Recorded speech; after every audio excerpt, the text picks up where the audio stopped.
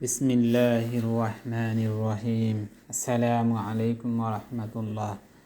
আজকের পর্বে আবদুল্লাহ ইবনে আব্বাস রাদিয়াল্লাহু তাআলা আনহু এর জীবনী, তার পাণ্ডিত্য নিয়ে আলোচনা।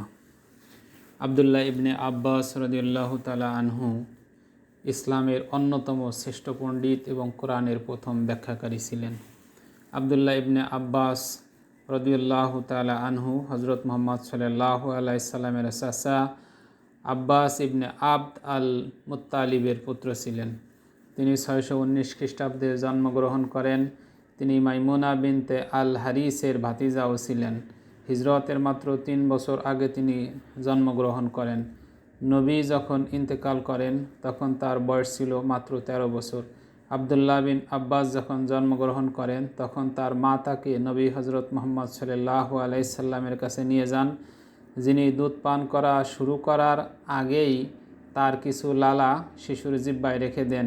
এটি তার এবং নবীর মধ্যে ঘনিষ্ঠ বন্ধনের সূচনা প্রদর্শন করে, যা আজীবন প্রেম ও ভক্তির দিকে পরিচালিত করেছিল। ভিডিওটি না টেনে ধৈর্য সহকারে দেখতে থাকুন। ভালো লাগলে সাবস্ক্রাইব করুন, লাইক এবং কমেন্টস করুন এবং অন্যকে শেয়ার করুন। আবদুল্লাহ বিন আব্বাস যখন বিচক্ষণ বয়সে উপনীত হন তখন তিনি নবীর খিদমতে এমনভাবে চলে যান যেভাবে তিনি ওযু করতে চাইলে তার জন্য পানি আনতে দৌড়াতেন। সালাতের সময় তিনি নামাজে নবীজির পিছনে দাঁড়াতেন এবং নবী যখন কোনো সফরে যেতেন তখন তিনি তার পাশের লাইনে যেতেন। সংক্ষেপে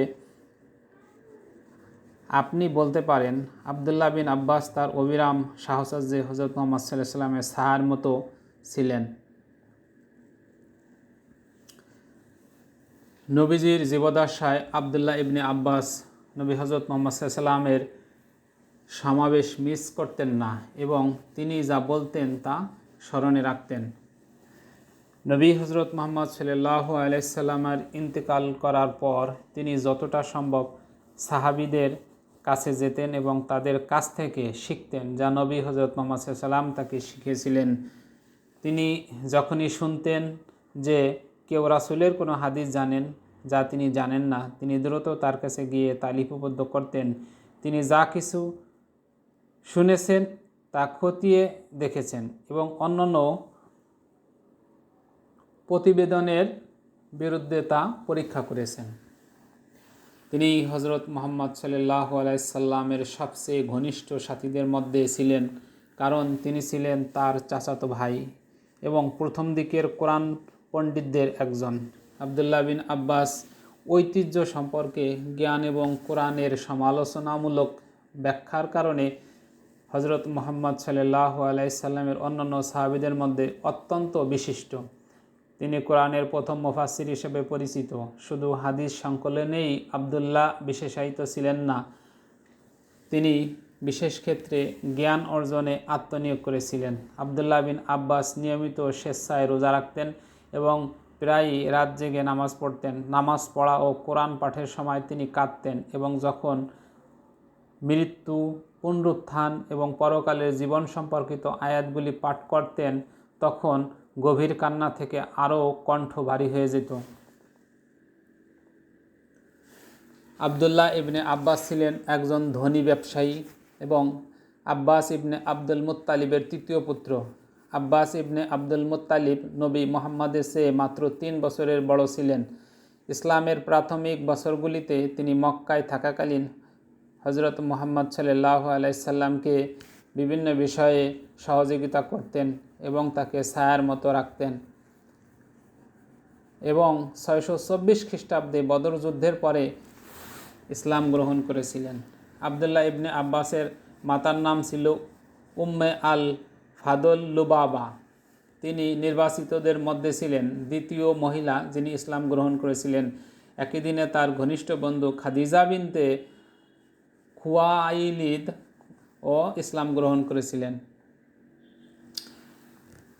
আবদুল্লাহ ইবনে আব্বাসের স্ত্রীর নাম ছিল জাহরা বিনতে মিশরাহ।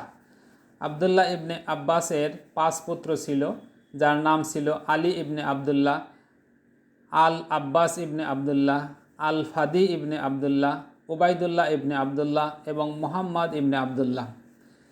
ইবনে আব্বাসের পিতা এবং মুহাম্মাদের পিতা উভয় ছিলেন সাইবা ইবনে হাশিমের পুত্র, যিনি আব্দুল মুতালিব নামে পরিচিত।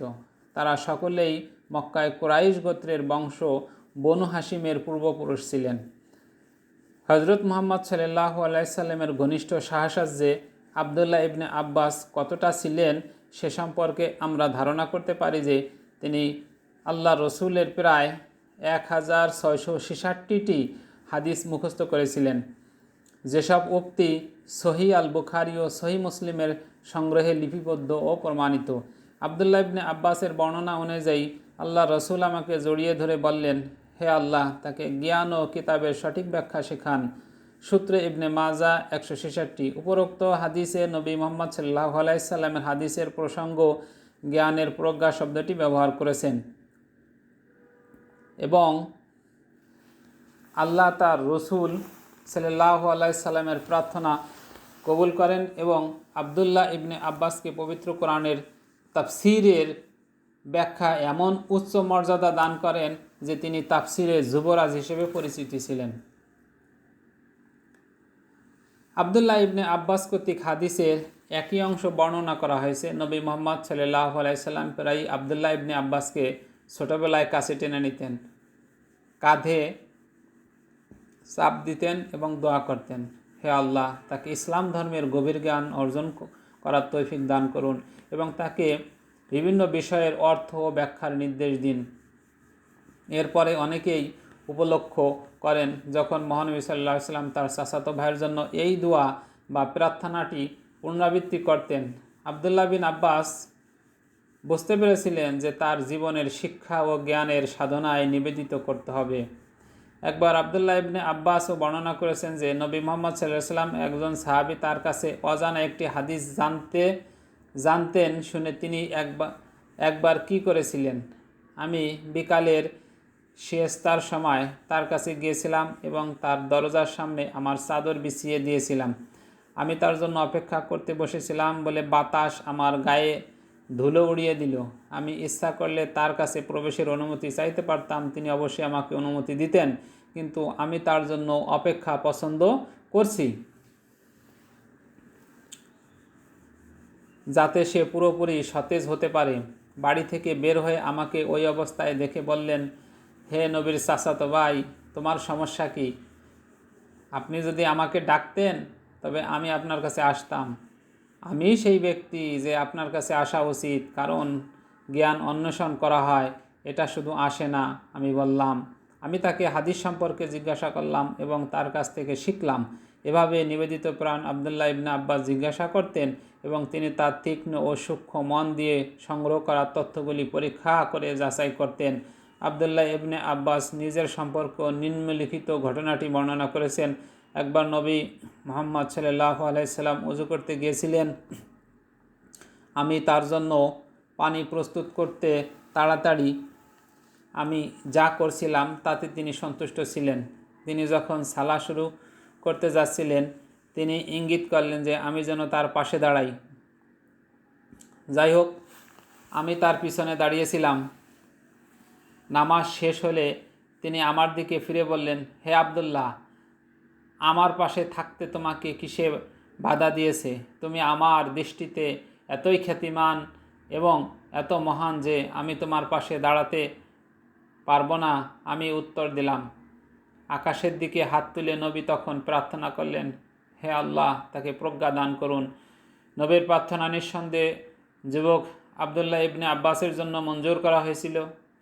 আবদুল্লাহ ইবনে আব্বাস শুধুমাত্র জ্ঞান আহরণ করেই সন্তুষ্ট ছিলেন না, তিনি অনুভব করেছিলেন যে জ্ঞানের সন্ধানকারী এবং মুসলিম সম্প্রদায়ের সাধারণ জনগণকে শিক্ষিত করা উম্মার প্রতি তার কর্তব্য ছিল। তিনি শিক্ষাদানের দিকে ঝুঁকেছিলেন এবং তার বাড়িটি শেখার জায়গা হিসেবে গড়ে তুলেছিলেন। আবদুল্লাহ ইবনে আব্বাস হজরত আবু বকর রাদিয়াল্লাহু তাআলা আনহু-এর যুগে মুহাম্মদ সাল্লাল্লাহু আলাইহি সাল্লাম যখন মারা যান তখন আবদুল্লাহ ইবনে আব্বাসের বয়স ছিল 13 বছর। আবু বকর ক্ষমতায় আসার পর আবদুল্লাহ বিন আব্বাস এবং তার পিতা তাদের মধ্যে ছিলেন যারা অসফলভাবে মুহাম্মাদের উত্তরাধিকার অংশের জন্য অনুরোধ করেছিলেন। আবু বকর বলেছিলেন যে তিনি মুহাম্মদ সাল্লাল্লাহু আলাইহি সাল্লামকে বলতে শুনেছেন যে নবীরা ওই ঐশ্বরিক নিয়ম হিসাবে উত্তরাধিকার রেখে যান না। তারপরে তিনি তার সাথীদের কাছ থেকে নবী মুহাম্মদের শিক্ষা গ্রহণ ও শিখতে থাকলেন, বিশেষ করে যারা তাকে সবচেয়ে বেশি দিন জানেন। তিনি বর্ণনা নিশ্চিত করার জন্য একাধিক সাহাবার সাথে পরামর্শ করতেন এবং একটি বিষয় যাচাই করার জন্য 30 জন সাহাবীর কাছে যেতেন। আবদুল্লাহ ইবনে আব্বাস একজন শিক্ষক ছিলেন এবং তার বাড়িটি একটি বিশ্ববিদ্যালয় সমতুল্য হয়ে ওঠে যেখানে তিনি পড়াতেন। তার একজন সঙ্গী তার বাড়ির সামনের একটি দৃশ্য বর্ণনা করেছেন, যেটি হলো, আমি দেখলাম তার বাড়ির দিকে যাতায়াতের রাস্তায় লোকজন জড়ো হচ্ছে যতক্ষণ না তার বাড়ির সামনে কোনো জায়গা ছিল ফাঁকা। আমি ভিতরে গিয়ে তাকে তার দরজায় লোকের ভিড়ের কথা জানালাম এবং তিনি বললেন, আমাকে ওযুর জন্য পানি দাও। তিনি ওযু করলেন এবং নিজে বসে বললেন, বাইরে যাও এবং তাদের বলো যে কেউ জিজ্ঞেস করতে চায় কোরআন ও এর অক্ষর অর্থাৎ উচ্চারণ তাকে প্রবেশ করতে দাও। আমি করেছি এবং ঘর পূর্ণ না হওয়া পর্যন্ত লোকেরা প্রবেশ করেছিল। তাকে যাই জিজ্ঞাসা করা হোক না কেন আবদুল্লাহ ব্যাখ্যা করতে পারে এবং এমনকি যা জিজ্ঞাসা করা হয়েছিল তার অতিরিক্ত তথ্য দিতে পারে। অতএব এরপর তিনি তার ছাত্রদের বললেন, তোমাদের ভাইদের জন্য পথ করে দাও।